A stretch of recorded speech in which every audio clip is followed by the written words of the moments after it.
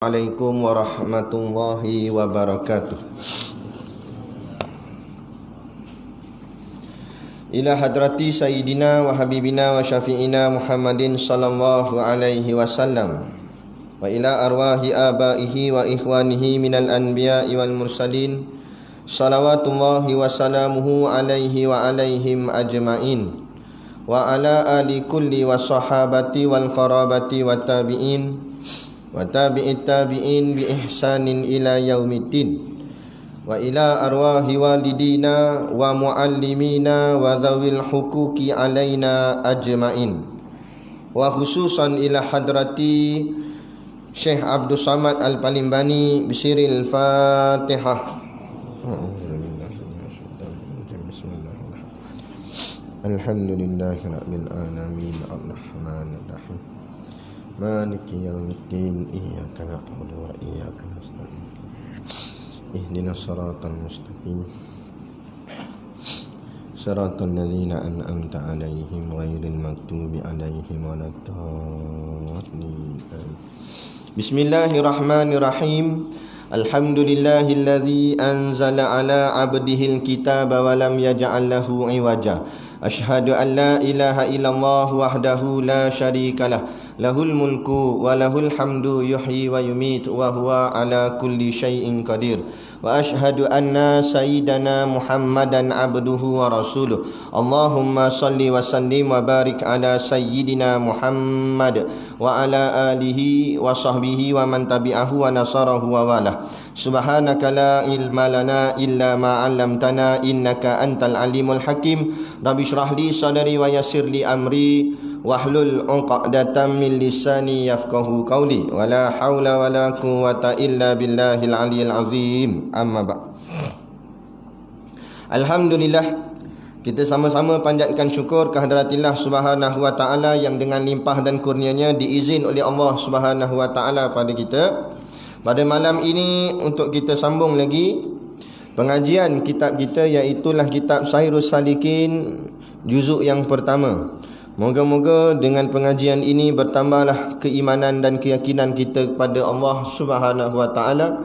Maka dengan jalan yakin itulah Allah masukkan kita semua ke dalam syurganya nanti di hari akhirat kelak, insya-Allah. Amin ya rabbal alamin. Yang saya hormati pengerusi surau dan seluruh saf kepimpinannya, para imam, para bilal, tok-tok siap yang tak dapat kita nak sebutkan namanya satu persatu, yang amat-amat disanjungi para asatizah, alim-alim ulama, tuan-tuan guru, ustaz ataupun ustazah yang hadir pada malam ini, mohonlah ditegur kepada hamba yang fakir dalam bidang ilmu ini. Sekiranya apa yang disampaikan dan dikongsikan ada salah dan silapnya, yang kita kasihi ayah-ayah, ibu-ibu, pemuda-pemudi muslimin dan muslimat yang dirahmati Allah sekalian. Baik, kita sambung lagi pengajian kitab kita. Qala al-muallifu rahimahullahu ta'ala wa nafa'ana wa iyyakum bi ulumihi fid daraini amin ya rabbal alamin. Kata pengarang kitab, wa sammaituhu bisairis salikina ila ibadati rabbil alamin. Dan aku namakan akan dia dengan Sairus Salikin ila ibadati rabbil alamin. Maksudnya perjalanan orang yang menuju kepada beribadat akan Tuhan seru sekalian alam. Nafa'ana Allahu bihi wa iyyakum kama nafa'a bi aslihi annahu jawadun karim wala haula wala quwwata illa billahil aliyyil azim. Mudah-mudahan memberi manfaat Allah Ta'ala dengan dia akan daku dan akan kamu seperti memberi manfaat ia dengan asalnya, kerana Allah Ta'ala itu pemurah lagi mulia, dan tiada daya daripada menjauh maksiat dan tiada upaya pada berbuat taat melainkan dengan anugerah Allah Ta'ala yang maha tinggi dan maha besar. Wa ayyaj'alahu khalisan liwajhihil karim wa sababan li fauzi bi jannatin na'im. Dan mudah-mudahan bahawa sungguhnya menjadikan Allah Ta'ala akan dia tulus ikhlas bagi zatnya yang maha mulia dan dapat kemenangan dengan syurga yang amat nikmat. Baik, kita masih lagi di bahagian mukaddimah. Tak habis lagi mukaddimah ni. Masih lagi mukaddimah, kata pengantar ataupun kata permulaan muallif, yakni pengarang kitab kita ni, iaitu Syekh Abdul Samad Al-Palimbani. Kemudian kata Syekh, setelah dia cerita tentang permohonan kepada Allah SWT akan apa yang ditulis ni, kemudian dia mengatakan bahawa wasammaituhu, watu dan sammaitu maknanya aku menamakan, sammaitu aku namakan, hu nya, dan aku namakan akan dia di sini kitab ni. Jadi Syekh Abdul Samad ni dia kata aku namakan kitab ni Bisairis Salikin. Bi tu dengan Sairi tu sebenarnya bacaan dia dengan Sairus Salikin dengan baris dhammah. Tapi sebab ada ba situ, ada bi tu haraf jar, dia membaris bawahkan isim selepas dia, maka tu yang ra tu jadi baris bawah. Jadi Bisairis Salikin. Tapi kalau sebut Sairus Salikin, ni sebab ada bi tu je. Bisairis Salikin, dengan nama kitab ni Sairus Salikin. Jadi kata guru kita, Tok Guru Siddiq Noh, dia kata mana-mana kitab bila pengarang nak bubuh nama, dia takkan bubuh nama ikut sukati dia lah, tapi dia bubuh nama tu ikut apa yang terkandung dalam kitab tu. Nama tu bertepatan dengan apa yang ada dalam kitab tu, isi dia. Kerana nama ni juga menjadi doa. Macam enggak kita nak menamakan orang, nak menamakan anak dan sebagainya, biarlah nama tu nama yang ada makna dari sudut kebaikan, bukan semata-mata nama biasa. Boleh sebab yang haramnya nama yang keji, nama yang tak elok, nama yang jahat, penzina sebagainya. Wati, jangan buh nama Wati. Wati tu maknanya orang yang kena zina. Tu Wati, kan? Jadi jangan buh nama yang tak elok lah. Buh nama elok tak apa dah, tapi lebih elok lagi nama yang ada makna kebaikan supaya jadi doa. Buh nama putih boleh, nama putih, tapi putih lah. Doa tak sampai lah, jadi putih je lah. Memang dia putih lah sungguh muka. Tapi biarlah nama tu ada makna baik. Contoh Syakir. Nama sendiri. Syakir dengan makna syukur. Jadi bila orang kerap duk panggil Syakir, jadi insya-Allah dia mendoakan kita jadi orang yang bersyukur, kan? Jadi biar nama tu ada baik. Kemudian pula seeloknya lah, nama tu kalau lelaki lah, kalau perempuan tak apalah. Kalau lelaki biarlah nama tu ada Muhammad. Kalau boleh biar ada Muhammad. Sebabnya tak tahulah, saya kaji tentang ulama-ulama, kebanyakan nama-nama ulama ni mesti ada nama Muhammad, kan? Nama Imam Syafi'i Muhammad bin Idris, kan? Lagi apa? Apa nama Imam At-Tirmizi, panggilan dia Abu Isa, tapi nama dia Muhammad bin Isa. Muhammad juga, cuma gelaran orang panggil Imam Tirmizi, kan? Jadi tapi kebanyakannya ulama-ulama ni, bila anak duk kaji lah, kita belajar tentang sirah ataupun biografi para alim ulama ataupun sahabat dan sebagainya. Jadi kita tengok kebanyakan mereka yang alim-alim ni, yang otaknya cerdas-cerdas ni, yang boleh hafal macam-macam Quran, hadis apa semua, kebanyakan nama mereka tu Muhammad. Jadi moga-moga lah kita letak nama anak kita, cucu kita nama Muhammad. Besar esok mana tahu jadi seorang alim ulama. Tak, kalau tak jadi ulama sekalipun, namanya sama dah dengan nama Nabi, kan? Eloklah. Jadi gitu. Tapi kalau dalam hadis, nama yang paling Allah suka Abdul Rahman, Abdullah dengan Abdul Rahman, kan? Ada juga yang kata Abdul Rahim. Jadi boleh, tak ada masalah. Janji nama yang elok dan memberi makna. Seperti manalah Syekh ni meletakkan nama pada kitabnya, sudah tentulah ada makna yang tertentu ataupun ada maksud yang tertentu. Jadi Syekh menamakan kitab dia dengan panggilan Sairus Salikin, Sairu As-Salikin, atau sambung Sairus Salikin. Apa dia Sairus Salikin? Itu nama pendek dia. Nama panjang dia Sairus Salikin ila ibadati Rabbil Alamin. Itu nama panjang. Semua kitab macam tu.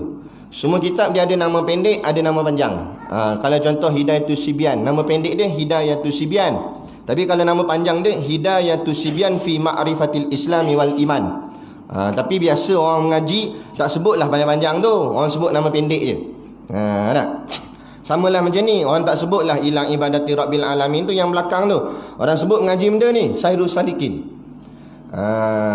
Tapi janganlah pendek lagi ngaji benda ni. Tahu kitab. Dia mengaji kitab je. Tahu dah kitab apa. Kadang sampai tak ambil tahu. Kan? Ambil berat lah. Kita nak mengaji ni biarlah sungguh. Kan?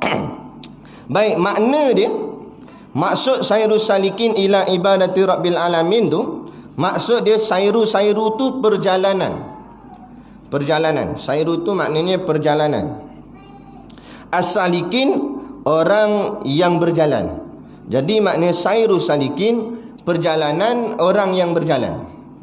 Jadi maknanya bila sebut perjalanan ini nak menceritakan sebuah pengembaraan. Maknanya satu kisah perjalanan hidup. Jadi dalam kitab ni, sebab itulah kenapa ulama ni macam tadi saya awal-awal sebut, Syekh pengarang kitab akan letak nama kitab berpandukan apa yang terkandung dalam kitab. Jadi bila sebutnya nama kitab ni Sairus Salikin, bertepatanlah dengan isi dia. Kerana isi dia nanti dia akan cerita soal kehidupan, adab-adab kita daripada bangun tidur sampai tidur balik. Satu-satu dia akan cerita. Bila bangun tidur nak buat apa, dia ajar dalam ni. Adab dia mula-mula bangun tidur nak buat apa. Lepas tu dah ambil uduk apa semua. Adab nak pergi masjid pula pagi tu. Kan nak pergi sembahyang subuh, kita nak pergi masjid. Syekh akan senaraikan adab-adab perjalanan ke masjid. Dia terang satu-satu nak buat apa dalam perjalanan tu. Bila dah sampai masjid pula, apa adab di masjid, dia cerita pula satu-satu adab di masjid. Kan? Lepas dah habis semayang kat masjid apa semua, nak balik rumah, adab-adab balik daripada masjid pula. Dia cerita satu-satu. Habis sampai masuk tengah hari, sampai bab makan, dia cerita makan saja ada 27 bab, 27 adab. Adab sebelum makan, adab tengah makan, adab selepas makan. Dia cerita habis. Syekh ulama ni cerita tentang adab terlampau banyak. Kerana kata seorang ulama Habib, dia kata seorang yang ilmunya berjilid-jilid, ilmunya banyak macam mana pun, tapi kalau tidak ada adab, dia adalah orang yang hina.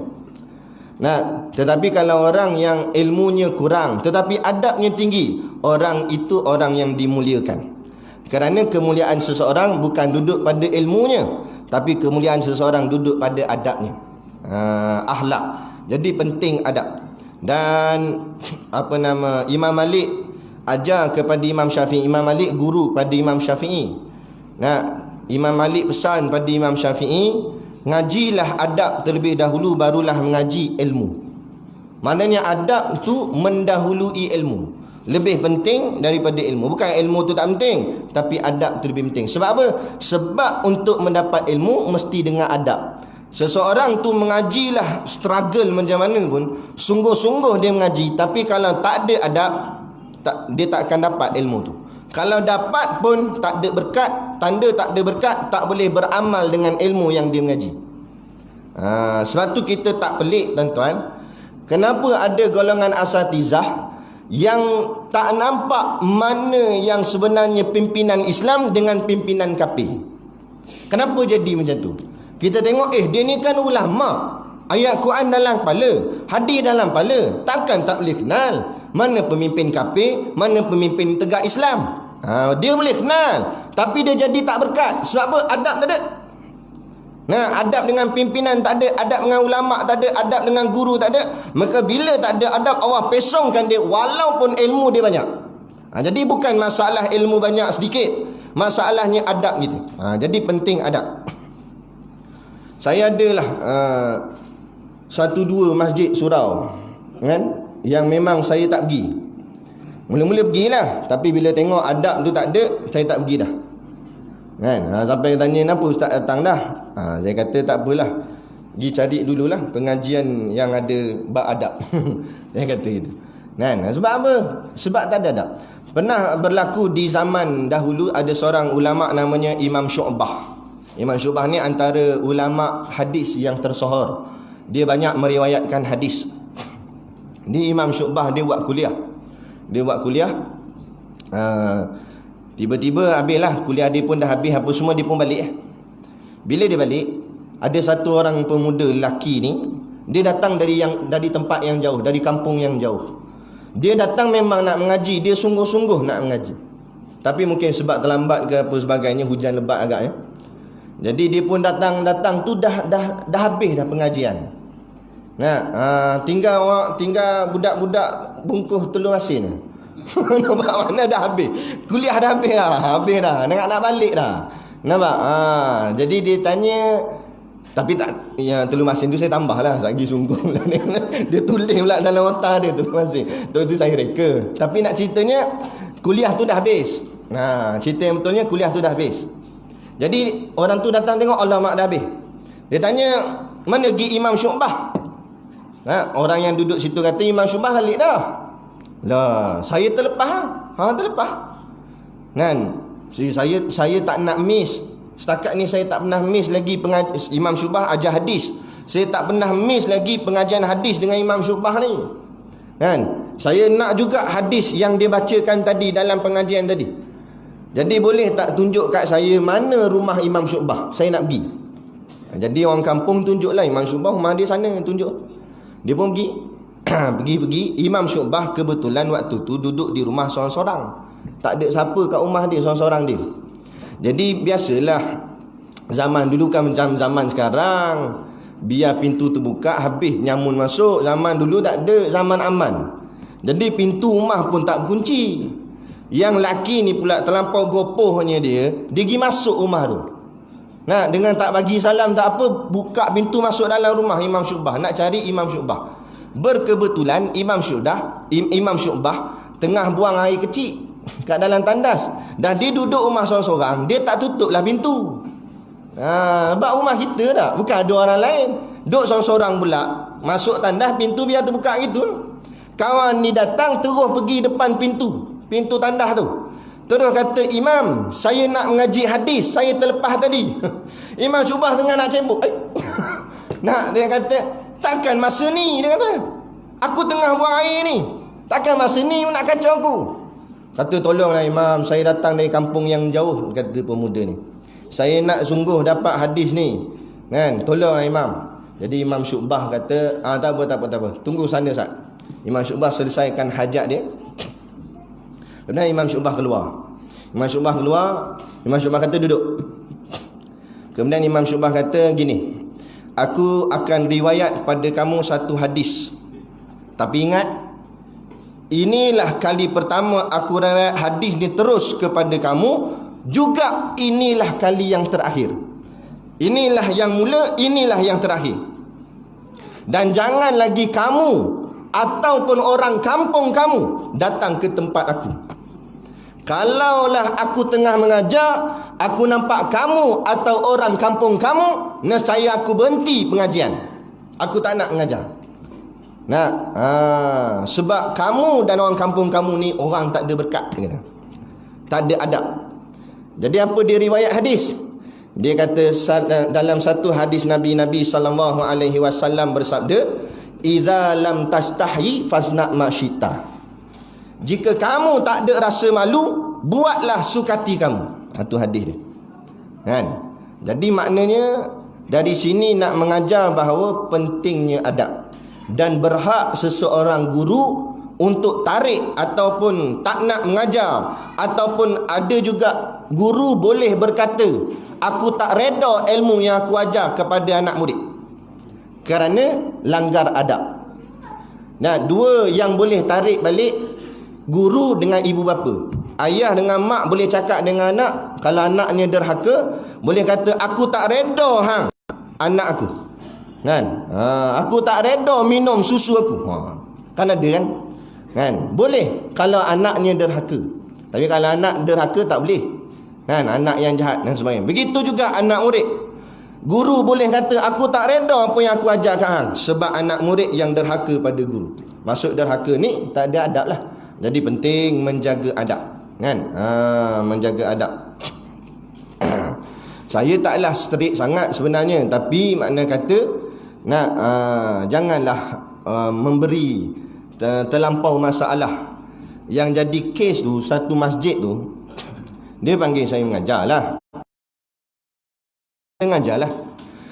Lepas tu biasalah bunyi tik-tik tu kan, insya-Allah tik-tik. Maknanya berhenti. Maksud dia macam tu lah. Jadi saya tak berhenti, sebab saya nak habiskan ayat tu sikit lagi. Sebab ayat ni dia ada perenggan, takkan berhenti tengah-tengah ayat, nanti tak lengkap, takut salah faham. Jadi saya nak habiskan terus sampai noktah dia tu, sampai habis ayat tu. Jadi terlajaklah lebih kurang 10 minit daripada bunyi tik-tik tu. 10 minit je terlajak, bukan sampai 2:30 pagi terlajak. Habis kuliah tu, biasalah dia buat makan sikit. Masa tengah makan tu, kita punya selera jadi tak ada selera. Dia kata, ustaz, patutnya bila bunyi tik-tik ustaz kena berhenti tu. Ustaz jangan sambung-sambung ni. Sebab kita ni orang tua-tua apa semua nak balik awal apa semua. Lepas tu dia bagi alasan sebab sejuk aircon, jadi tak boleh kuliah lama-lama. Dah siapa suruh pasang aircon? Bukan jadi wajib pasang aircon. Jadi dia buat alasan. Jadi kita mengang lah. Tak apalah, kita sabar lagi. Kita tak apalah. Tak apalah, insya-Allah lah nanti saya ni lah berhentilah. Lepas ni saya berhentilah. Bulan depan datang, bunyi je, baru tik je, tak tik lagi, tik je baru. Tik. Wallahu alam. Berhenti terus. Habis tak habis ayat tu saya tak peduli dah. Kan? Berhenti terus. Berhenti tutup kitab, baca doa apa semua. Ingatkan hari tu bolehlah selera makan, tak selera juga. Ada pula tak kena. Dia kata, kenapa ustaz berhenti awal sangat? Pula dah. Asyik nak baling pinggan. Dia kata berhenti awal sangat pula. Kenapa ustaz tak tanya ada soalan tak? Sebab mana tahu ada orang nak tanya soalan. Saya pun nak tanya tadi lah. Aku terlajak, memarah. Aku berhenti cepat, memarah juga. Sudah. Bulan seterusnya tak datang dah. Terlajak pun tidak, tepat pun tidak. Memang tak datang tu. Ada bengang. Jadi kita janganlah macam tu, kan? Saya tak apa lagi lah. Saya tak adalah protokol apa sangat. Tapi kalau tok-tok guru, ulama-ulama jaga. Lagi-lagi ulama yang sudah berusia, kadang-kadang hati mereka ni sensitif. Jadi bila kita kata isyak kena berhenti Ustaz, kan? Kadang-kadang semua ni asatizah maklum dah. Kita pun dapat surat perkeliling daripada Jabatan Agama apa semua. Kita pun maklum benda ni. Cuma kadang-kadang tu terlajak sikit tu sebab nak menghabiskan ayat tu. Sebab kalau tengah-tengah berhenti, takut orang salah faham. Sebab ni ilmu, ni bukan baca cerita. Ini ngajar ilmu.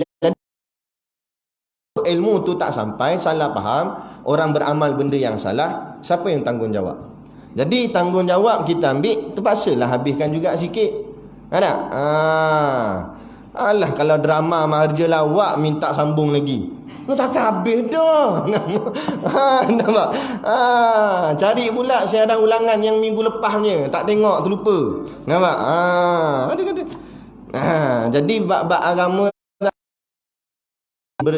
berlebih kurang dalam undang-undang.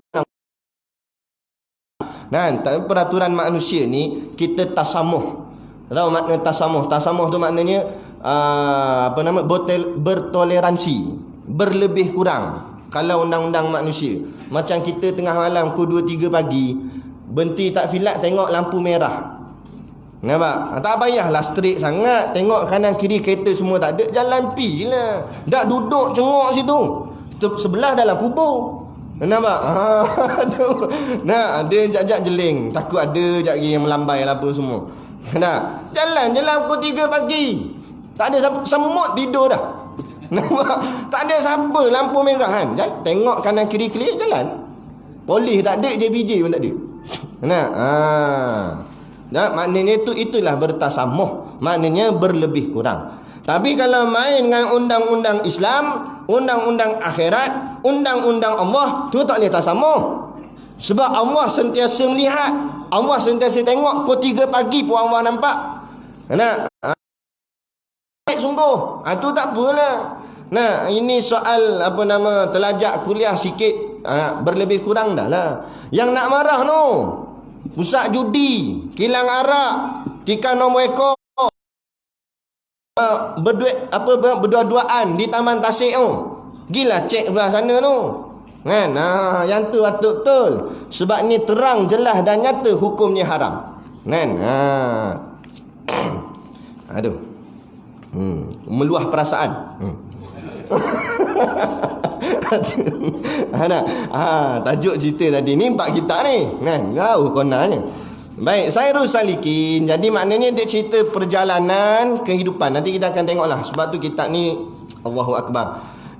Jilid 1 kita ni pun baru mukadimah, padahal sebanyak kali dah kuliah sini.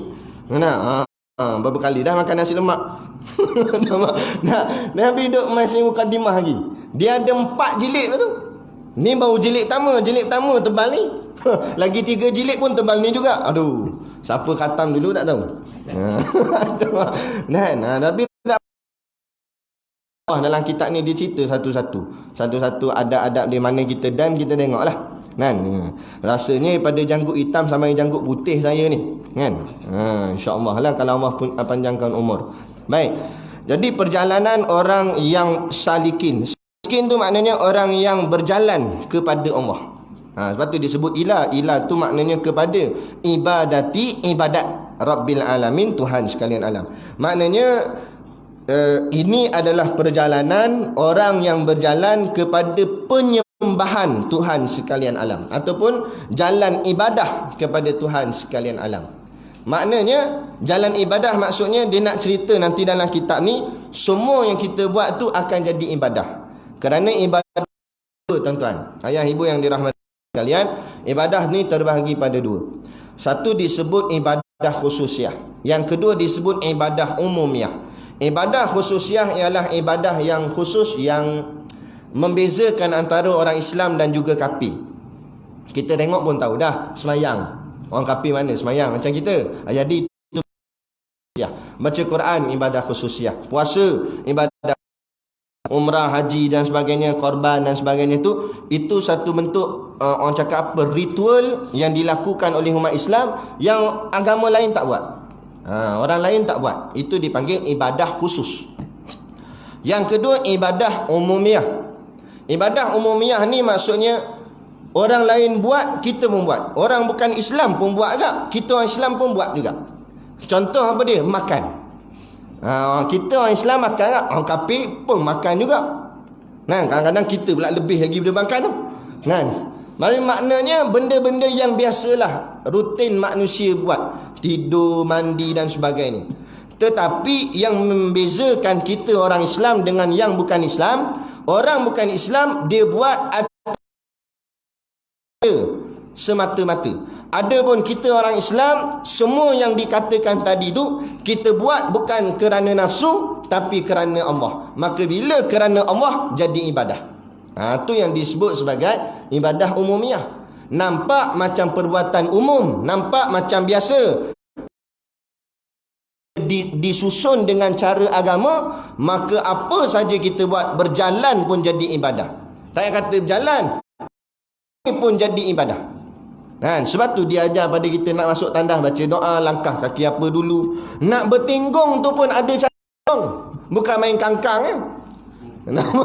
Ada cara semua. Ini adab aja. Sehingga dalam kitab Sabilal Muhtadin, dalam bab istinja guna batu, dia tunjuk tu guna batu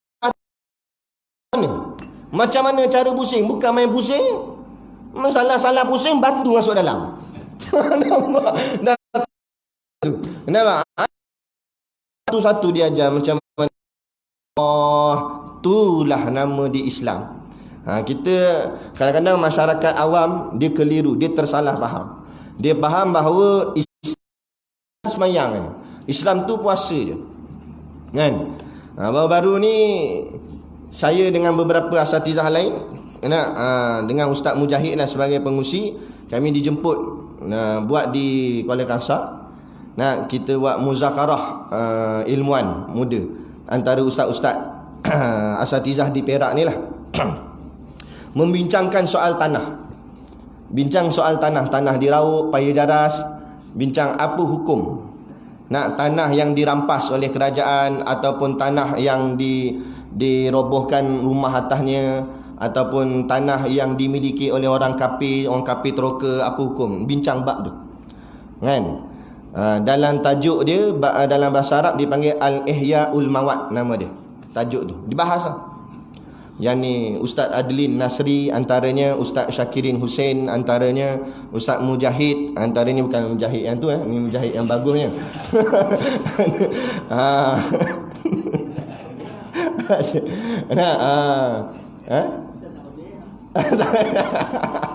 tak jadi bahas lagi. Jadi bantai lagi.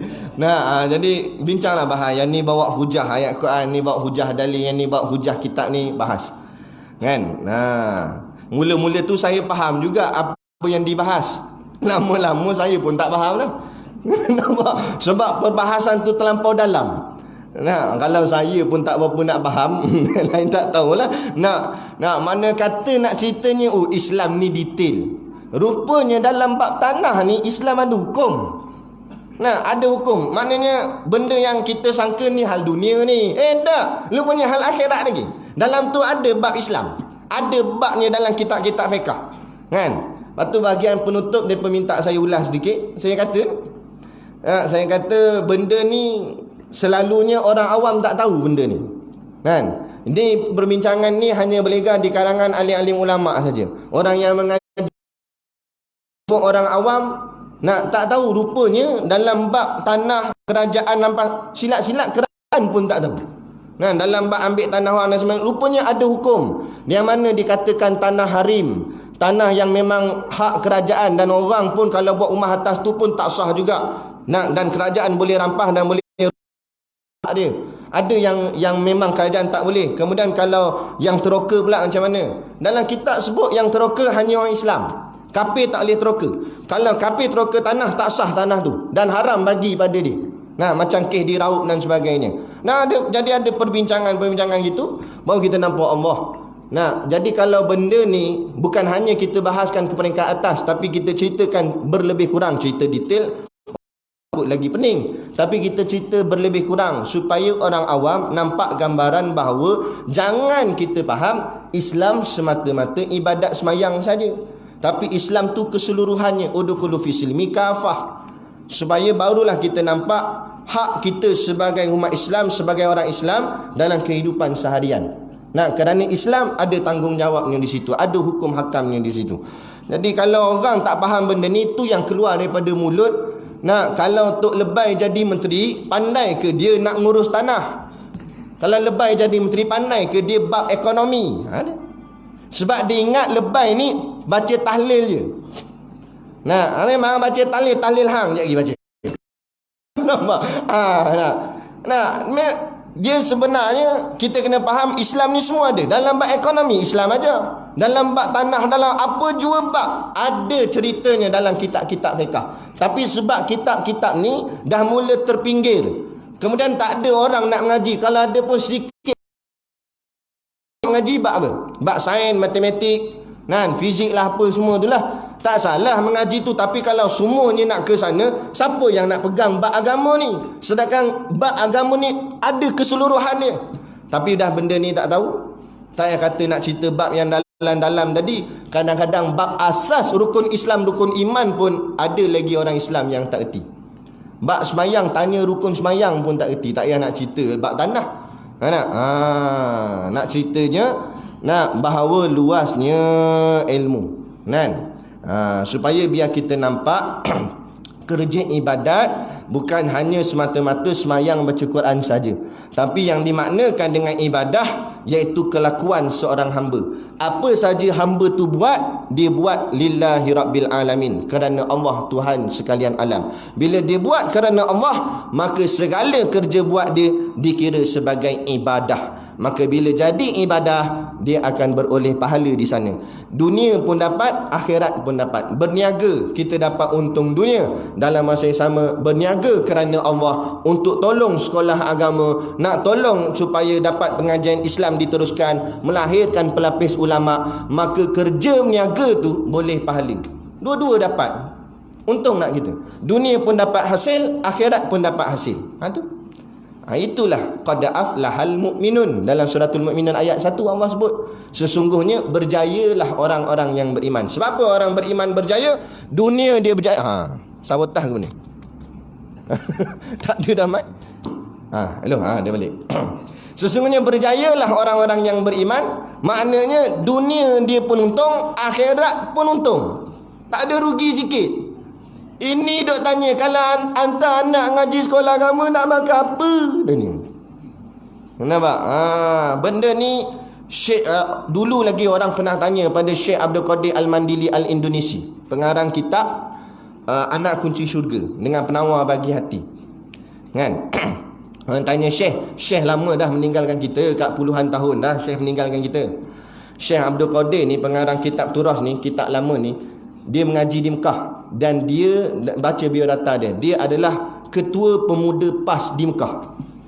Hebat tak hebat? PAS sampai kat Mekah pun ada PAS. Betul. Nah, baca biodata Syekh Abdul Qadir Al-Mandili, seorang ulama tersohor dalam Nusantara, negara kita.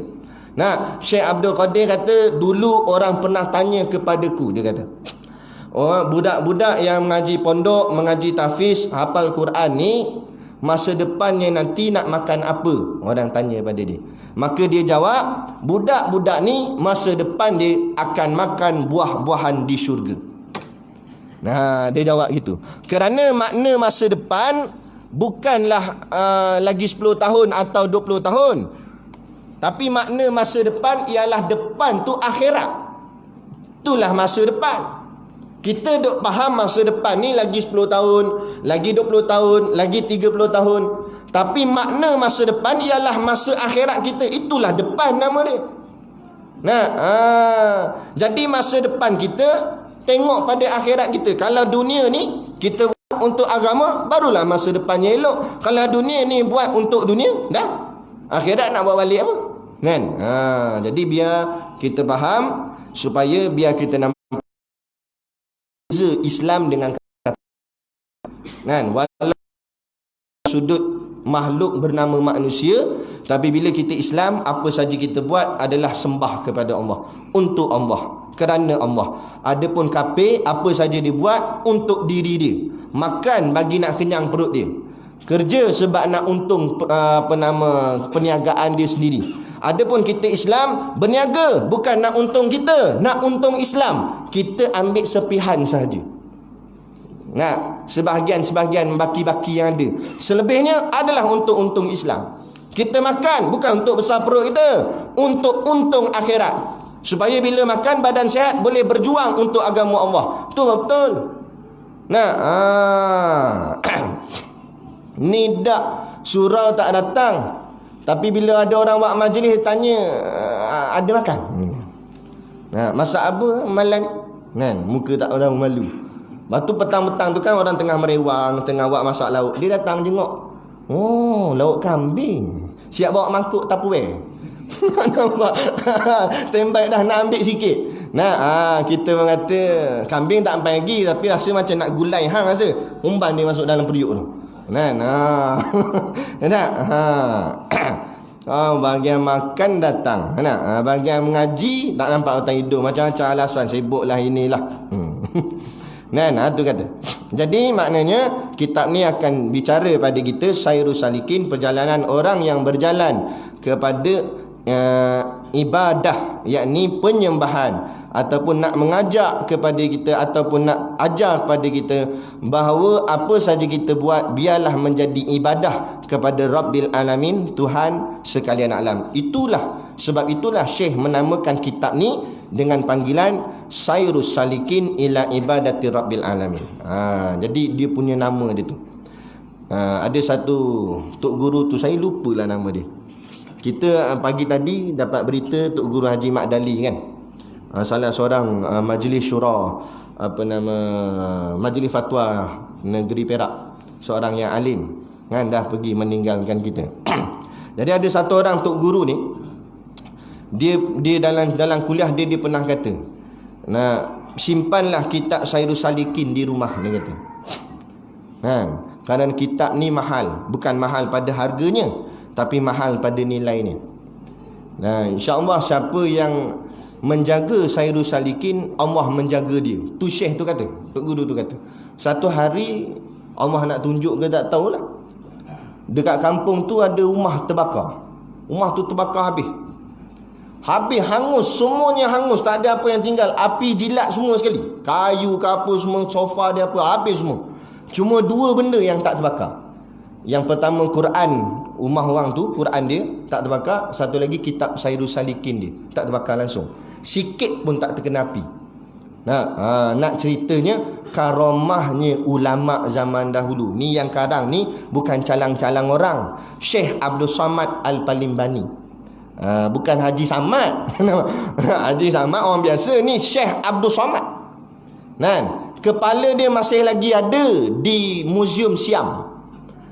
Dia dipancung oleh tentera Siam.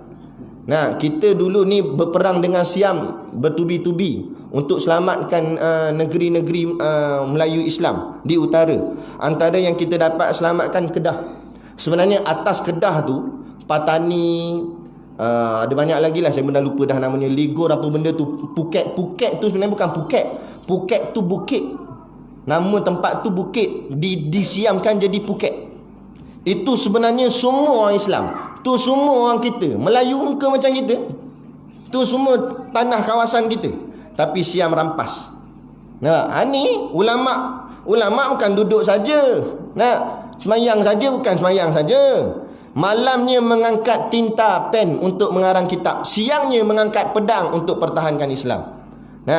Akhirnya Syekh Abdul Samad yang menjadi panglima perang, dia membangkitkan semangat anak-anak muda untuk pertahankan Islam di negeri Kedah. Akhirnya Siam cari siapa kepala dia, jumpa dapat tangkap Syekh Abdul Samad. Bila nak bunuh tak lut, tak jadi apa.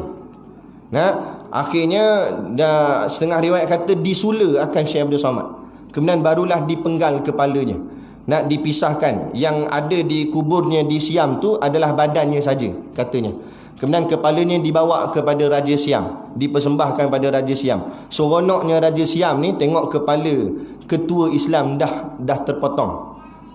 Maka diletakkan ke Museum Siam. Katanya sampai hari ni masih lagi ada, dan sampai hari inilah darah tu masih lagi menitik, menunjukkan orang yang mati syahid masih hidup, darahnya masih lagi menitik. Syekh Abdul Samad Al-Palimbani, ni kitab yang kita baca ni. Jadi bukan saja-saja ni, bukan baca berita hairan kan. Ini sebuah kitab ulama yang ada karamah.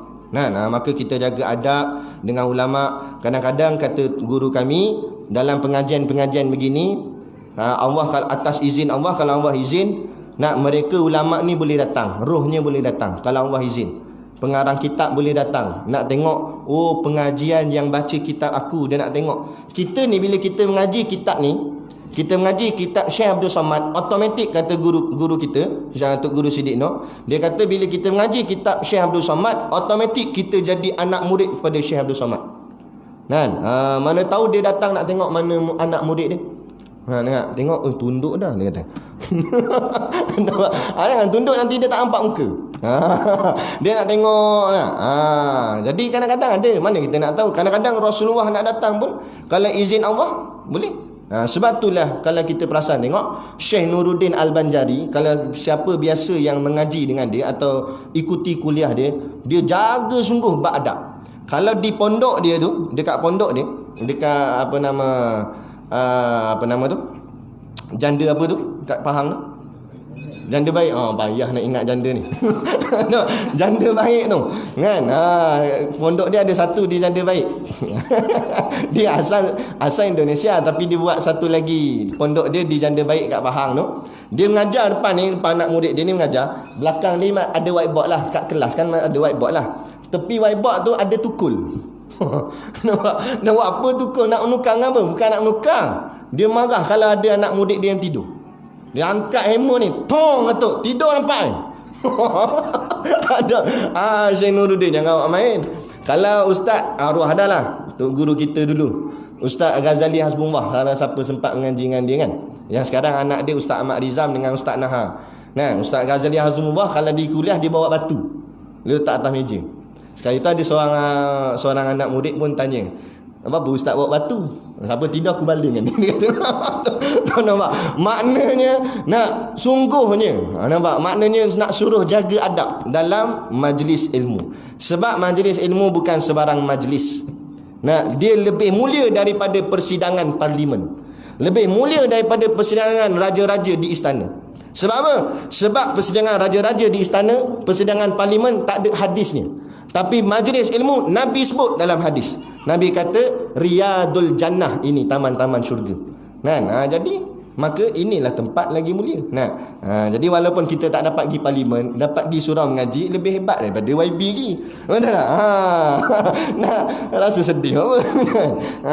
Hebatlah tu. Baik, sikit lagi nah. Bunyilah titik tadi, sikit lagi nah.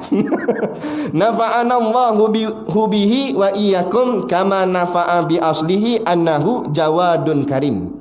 Kemudian dia doa mohon pada Allah, mudah-mudahan nafa'ana, memberi manfaat akan Allah Ta'ala bihi, dengan dia ni maknanya kitab ni.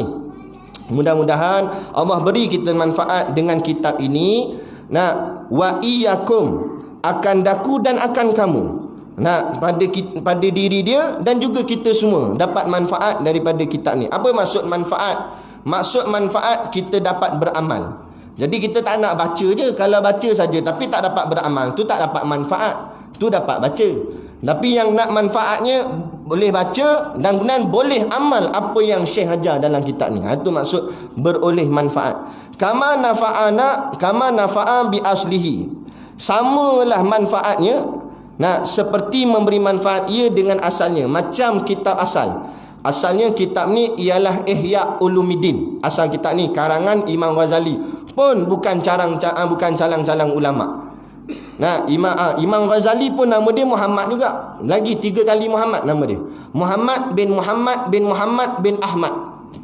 3 kali nama dia Muhammad, nama ayah dia Muhammad, nama tok dia pun Muhammad. Dahsyat tak dahsyat orang dulu-dulu nak ambil barakah, bubuh nama Nabi walaupun berlapis-lapis. Jadi asal pengarang kitab ni dalam bahasa Arab Imam Ghazali. Nama kitab dia Ihya Ulumuddin. Kemudian Syekh Abdul Samad, ulama Palembang, orang Melayu kita macam kita, dia terjemah kitab Arab tu pada bahasa Melayu. Sebab dia takut nanti orang Melayu tak dapat nak ambil manfaat kitab ni. Sebab dalam bahasa Arab orang Melayu tak erti Arab. Jadi dia tolong terjemah kitab Arab Ihya Ulumuddin kepada bahasa Melayu. Kemudian dia namakan kitab tu Sairus Salikin. Jadi maknanya siapa yang mengaji Sairus Salikin bererti dia sedang mengaji Ihya Ulumuddin. Sama saja. Cumanya Ihya Ulumuddin lebihlah karamah dia sebab Imam Ghazali yang karang. Kan? Syekh Abdul Samad pun apa kurangnya. Jadi dia minta moga-moga Allah beri manfaat kitab Sairus Salikin ni macam kitab asal dia, iaitu Ihya Ulumuddin. Dia kata kerana Allah Ta'ala itu annahu jawadun karim, kerana Allah Ta'ala itu pemurah lagi mulia. Kerana Allah yang maha pemurah lagi mulia, takkan Allah tak boleh nak bagi kepada Sairus Salikin ni manfaatnya sama hebat dengan juga Ihya Ulumuddin. Itulah lebih kurang maksud dia. Kemudian dia kata wala haula wala quwata illa billahil aliyil azim. Maksudnya wala haula. Kan kita selalu sebut la haula wala, kan kita sebut itu. Jadi apa makna dia? Wala haula maknanya dan tiada daya daripada menjauh maksiat. La tu tak ada, haula tu maknanya daya. Daya apa? Daya nak tolak maksiat. Ingat, kita tak ada daya nak tolak maksiat. Pegang situ kemah-kemah. Jangan rasa kita kemah, tapi pegang kemah-kemah. Jangan rasa aku takkan tikam nombor ekor. Hei, jangan cakap. Yang kita jadi tak tikam nombor ekor ni sebab Allah yang tolong tolak maksiat tu. Kalau Allah tak tolong, dengan kita lagi kuat tikam. Saya ambil nombor plate kereta ustaz lagi. Nampak? Dia kata ada berkat ni. Jadi jangan overconfident. Jangan overconfident. Jangan kata saya kalau perempuan Ustaz, bogey depan saya pun saya tetap khusyuk dalam sembahyang. Cik. Tak payah sembang lah. Nah, dalam sembahyang muslimat lalu terselak kain betih jeling. Dalam sembahyang ada. Jadi jangan. Nah, kita ni lemah. Al-insanu mahalul khata' wa nisyan. Manusia ni tempat lalai, tempat leka, tempat silap. Jadi itulah diri kita. Siapa-siapa pun kita gitu. Baca dalam kitab Jawharul Mahub wa Munabbihatul Qulub. Nah, cerita tentang seorang tok wali yang akhirnya tewas, akhirnya mati kafir. Wali akhirnya mati kafir, minum arak, rogol perempuan, lah kali bunuh orang. Nah, akhir saat nak mati jadi kafir, tak sempat taubat. Wali tu. Nah, kalau kita kuali, lagilah. Kan? Jadi kena hati-hati. Jadi jangan cakap besar. Melainkan bila kita berjaya meninggalkan maksiat, jawablah la haula wala quwata illa billah. Maknanya kita berjaya menolak maksiat tu kerana pertolongan Allah. Itu maksud la haula. Kemudian wala quwata, wa tu dan la tu tidak, kuwata tu kuat. Sebenarnya kuat dalam bahasa Melayu ni ambil dari bahasa Arab juga. Kuah tu kuat. Maknanya tak ada kekuatan. Kekuatan apa pula? Kekuatan untuk kita boleh buat taat ni pun bukan sebab kita ni, Allah. Nah, kalau Allah tak berikan kekuatan, nescaya kita tak ada tak ada kekuatan untuk melakukan taat. Nak buat ibadat tu takkan mampu, melainkan dengan Allah yang beri kekuatan pada kita untuk buat ibadat. Jangan rasa kemah, takbir Allahu Akbar. Bagus. Nah, jangan duk rasa bagus. Nah, kita boleh angkat takbir tu pun Allah yang bagi kekuatan. Kalau Allah tak bagi kekuatan, tak ada angkat takbirnya. Angkat selimut lah. Nah, salatu khairum minan naum. Bung tarik. Sebab tak ada kekuatan. Sebab itulah dia ada dua. Dipanggil hidayah dan taufik. Hidayah baru petunjuk, menunjuk. Taufik ialah takyid, kekuatan untuk melaksanakan apa yang dihidayahkan. Hidayah kita semua tahu sembahyang ni wajib. Nampak sedekah tu dapat pahala, itu hidayah. Taufik kekuatan untuk nak melaksanakan. Kadang-kadang lalu tabung tak ada kekuatan nak bubuh duit dalam tabung, ingat boleh bubuh. Dia bawa RM1 sebelah kanan, 50 belah kiri. Nah, tiba-tiba pergi cedok tangan belah kiri ni. Cedok nak 50. Dah silap. Nampak? Dia pun tengok kanan kiri, ada orang nampak tak? Pelan-pelan masuk balik. Keluar pula yang kanan ni, RM1. Nampak? Dia kata nak bubuh tak ada kekuatan kalau melainkan dengan Allah yang berikan kekuatan. Nah, tapi kalau pergi Tesco boleh je ada kekuatan. Nampak? Nah, bagi kad bank terus kat Tesco. Ada. Jadi itu maksud la haula wala quwata illa billahil aliyil azim, melainkan dengan Allah yang maha tinggi lagi maha agung. Itu maksud dia. Nah, kemudian kita berhenti sini dan kita akan sambung sikit lagi Nabi wa ayyaja'alahu khalisan liwajhihil karim wa sababan li fauzi bi jannatin naim. Di situ. Berarti dekat wa ayyaja'alahu khalisan liwajhihil karim. Di situ nah. Insya-Allah kuliah akan datang jika diizinkan Allah kita dipertemukan, kita sambung bahagian itulah untuk seterusnya. Jadi moga-moga kita mendapat manfaatnya bersama, pemahaman yang bersama, supaya tujuan mukadimah ni kita cerita tentang kitab ni supaya kita gairah dengan kitab ni. Barulah kita akan rasa sayang. Dia tak kenal maka tak cinta. Tak kenal kitab ni apa dia tak akan rasa sayang pada kitab ni. Tapi bila dah kenal, kita akan rasa sayang, dan kita akan rasa sayang pada pengajian. Kita nak mengaji sungguh-sungguh insya-Allah. Jadi moga-moga kita dapat beramal seperti mana amalan yang telah diajarkan di dalam Sairus Salikin. Jadilah kita kitab yang bergerak. Sairus Salikin tu diri kita dah. Cuba train macam tu insya-Allah. Jadi cukup sekadar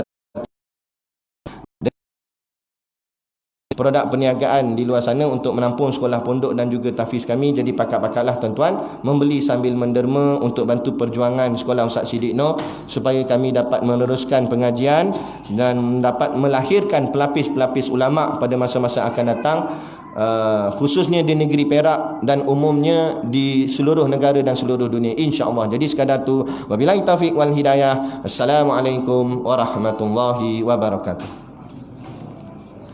A'udzubillahi minasyaitonirrajim. Bismillahirrahmanirrahim. Alhamdulillahirabbil alamin.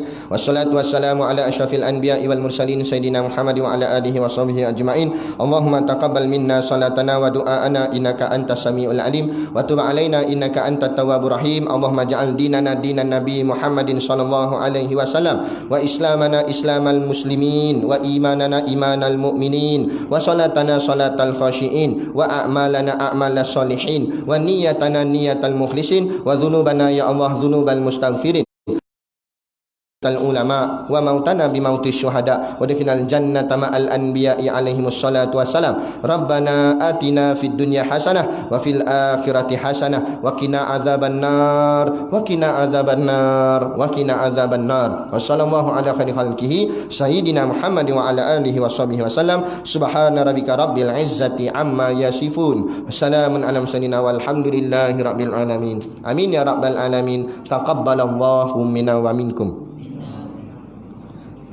Takbir.